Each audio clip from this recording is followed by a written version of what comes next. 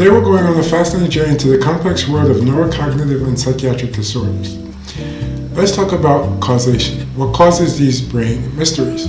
Well, it's a tangled web involving genetics, environment, and even how our cells repair DNA.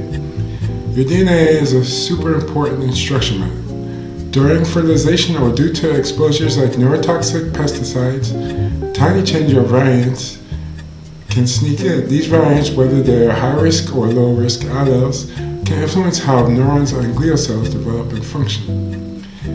Speaking of development, as we age, our brains go through a process called neurodevelopment. This involves synaptogenesis, the formation of new connections, and synaptic pruning, where unnecessary connections are eliminated.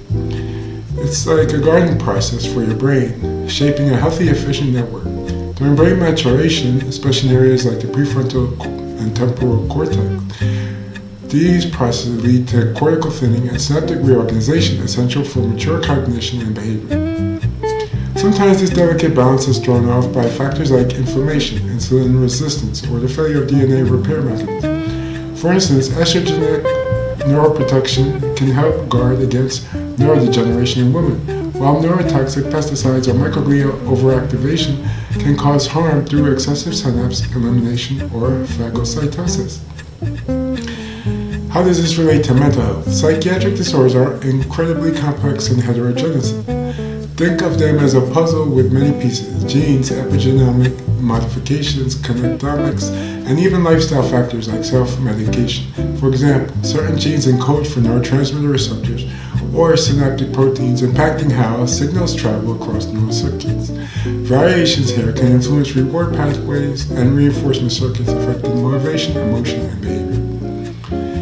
Monoamines like serotonin and dopamine, along with amino acids like glutamate and GABA, are key players. They bind to specific receptors, activating post-receptor signaling pathways that shape our cognition, mood, and physiologic functions such as sleep, appetite, and energy levels.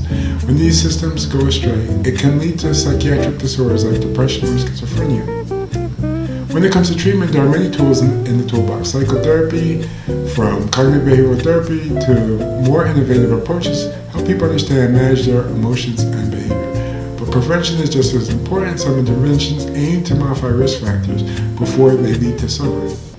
All this underscores the incredible complexity of our brains and minds. So whether it's through psychotherapy, medication, or cutting-edge neuromodulation, the goal is to help individuals regain control of their cognition, emotion, and behavior. Thanks for joining me on this whirlwind tour. Remember, knowledge is power, and a little curiosity can go a long way.